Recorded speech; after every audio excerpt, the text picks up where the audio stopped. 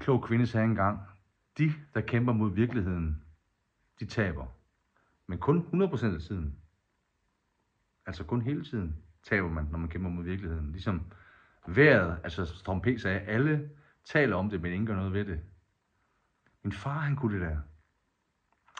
En gang vi var ude i, han er en gammel landmand, og en gang vi var ude i marken, så havde byggen lagt sig, fordi det havde regnet, og han gjorde bare sådan her. Han gjorde sådan noget med hånden.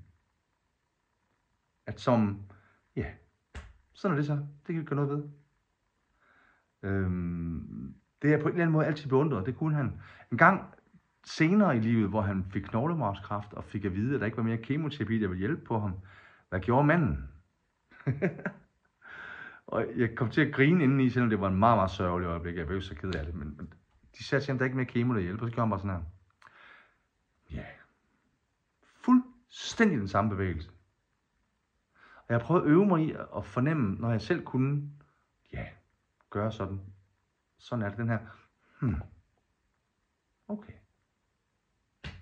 Kunne du godt tænke dig at øve dig i det? Den her. Jeg synes, det er stærkt. Det er så stærkt at kunne det. Især, når der så ikke er noget at gøre.